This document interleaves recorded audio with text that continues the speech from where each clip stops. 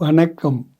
Pop Zaman பவ என்ற இந்த சிந்தனை களஞ்சியத்தில் 5வது எபிசோடில் நாம் பார்க்க போவது சிவ் பாபாவினுடைய ஒரு தனிப்பெரும் தன்மை என்ன என்றால் முக்தி தாத்தா. அவர் முக்தியை மட்டும் அளிக்கிறதில்லை, ஜீவன் முக்தியையும் கூட அளிக்கின்றார்.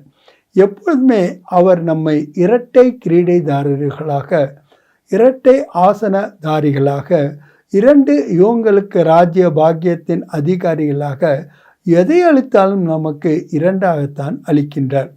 அதுலேயும் பார்த்தீங்கன்னாக்கா ஃபர்ஸ்ட் நமக்கு லிபரேஷன் தான், அதுக்கப்புறம் தான் ஃப்ரூட்ஷன். முக்தி அடைந்தால் தான் நம்ம ஜீவன் முக்தியை அடைய முடியும்.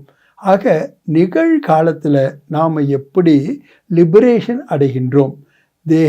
தேகத்தினுடைய சம்பந்தங்கள், விகாரங்கள், நம்மளுடைய நெகட்டிவ் எமோஷன்ஸ் அனைத்திலிருந்தும் நம்மை முக்தி அடைய செய்கின்றார். அந்த பந்தன் முக்த் ஆத்மாவாக நாம் ஆவதற்கு லகாவ் முக்த் ஆத்மாவாக, பற்றுகளிலிருந்து விடுபட்டவர்களாக ஆக வேண்டியது மிக மிக அவசியமாக இருக்கின்றது.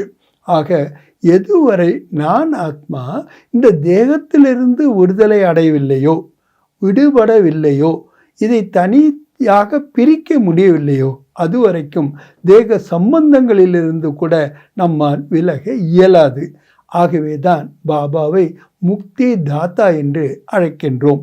அந்த முக்தி தாதா ஆனவர் எத்தனை விதமான முக்திகளை நமக்கு அளிக்கின்றார். முதலில் லகாவ் முக்த், அதாவது எனது என்ற பற்றுதல்களிலிருந்து நம்மை விடுவிக்கின்றார். இந்த தேகமே எனது அல்ல, நானே இறைவனுடையவன். ஆக எனது என்பதை உனது என்று மாற்றுகின்ற ஒரு செயலினால் நம்மளை லகாவ் முக்தாக ஆக்குகின்றார். அடுத்து தேக அபிமானத்திலிருந்தும் முக்தி அடைய செய்கின்றார். ஏன்னா அவ்யக்த பாப்தாதா நிராகாரி, நிர்விகாரி, நிரகங்காரி என்று 3 வர்தாங்களை கொடுத்து சென்றிருக்கின்றார். அந்த நிர்விகாரியிலேயே நிரகங்காரியும் வந்து விடுகின்றது. ஆனாலும் கூட அதை மறுமுறையும் அவர் கூறுகின்றார் என்றால் அதனுடைய மகத்துவத்தை, அதனுடைய ஆழமான இரகசியத்தை நாம் புரிந்து கொள்ள வேண்டும். ஆக தேவ அபிமானத்திலிருந்தும் நம்மை முக்தி அடைய செய்கின்றார்.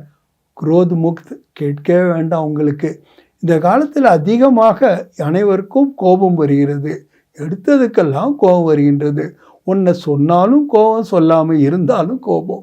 ஆக இந்த கோபத்தில் இருந்து, அந்த கோபத்திற்கான அடிப்படை விஷயமே விருப்பம்தான். என்னுடைய விருப்பப்படி நடக்கலை, என்னுடைய சொற்படி நடக்கலை, நான் ஆசைப்பட்டபடி அவங்க நடக்கலை அப்படின்னா நமக்கு கோபம் வந்து விடுகின்றது.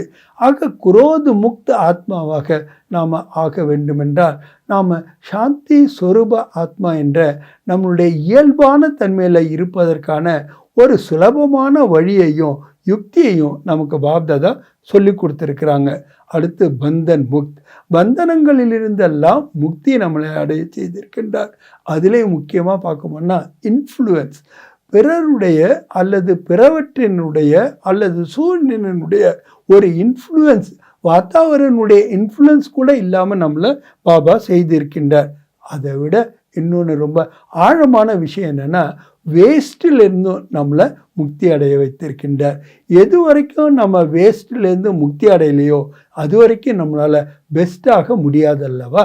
ஆகவே தான் ஸ்ரீ பாபா முக்தி அளிப்பவராக இருக்கின்றார். நம்மையும் முக்தியின் அதிகாரி ஆத்மாக்களாக ஆகி பிறருக்கும் நாம் முக்தி மற்றும் ஜீவன் முக்தியை வழங்குகின்ற வாய்ப்பை நமக்கு அளித்திருக்கின்றார். நல்லது. நன்றி. ஓம் சாந்தி.